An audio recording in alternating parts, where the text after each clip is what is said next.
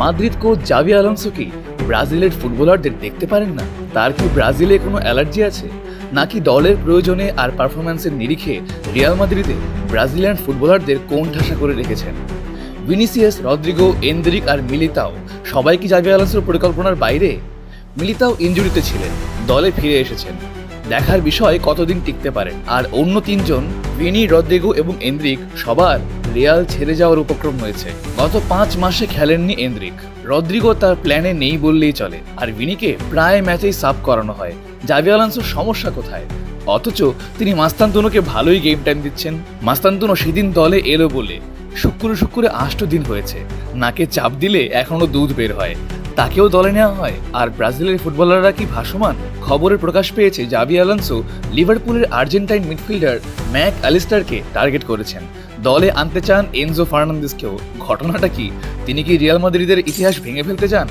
Madrid ঠাসা ব্রাজিলিয়ানদের উৎখাত করতে চান? শেম! রিয়াল মাদ্রিদে এমবাপ্পেকে সাইন করার পরে ভিনিসিয়াস জুনিয়রের অবস্থা খড়কুটোর মতো, ভেসেই চলেছেন। গোল নেই, দলে সম্মান নেই, যখন তখন মাঠ থেকে তুলে নেয় জাভি আলোনসো। গতকালই এল ক্লাসিকো ম্যাচে ভিনিসিয়াস জুনিয়রকে 71 মিনিটে মাঠ থেকে তুলে নেয় Real Madrid coach Xavi Alonso. তার বদলি হিসেবে মাঠে নামানো হয় আরেক ব্রাজিলিয়ান, রদ্রিগোকে। রিয়াল কোচ এখানে চমৎকার একটা কূটনীতি করেছেন। ব্রাজিলিয়ানের পরিবর্তে ব্রাজিলিয়ানকেই নামিয়েছেন। ব্রাজিলিয়ান সমর্থকরা সমালোচনা করতে গেলেও তাদের চিন্তা করতে হবে, কারণ রদ্রিগো কি ম্যাচ টাইম পাবে না? শুধু তুমিই খেলে যাবে? জাভি আলোনসো এমবাপ্পেকে সাব করিয়েছেন 90 মিনিটে, আর ভিনিকে সাব করিয়েছেন 71 মিনিটে। এ থেকেই বোঝা যায় দলে ভিনিসিয়াসের গুরুত্ব আর এমবাপ্পের গুরুত্ব কেমন।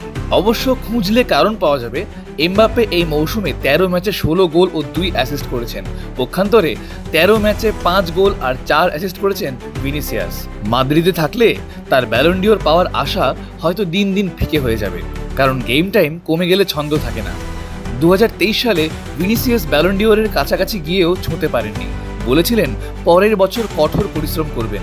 24-এ পেলেন ওসমান ডেম্বেলে, 25-এ তার পাওয়ার সম্ভাবনা একেবারেই ক্ষীণ। পারফরম্যান্সও সেই কথাই বলছে। তার ওপরে জাভি আলোনসো ব্রাজিলিয়ানদের পছন্দ করেন না। গতকাল ভিনিকে বদল করার পরে ভিনি বলেছেন তিনি রিয়াল ছেড়ে চলে যাবেন। ভিনির কি রিয়াল ছেড়ে চলে যাওয়াই মঙ্গল হবে? রিয়ালের ইতিহাস ধরে রাখতে গেলে হয়তো ভিনি শুকিয়ে ইতিহাস হয়ে যাবেন।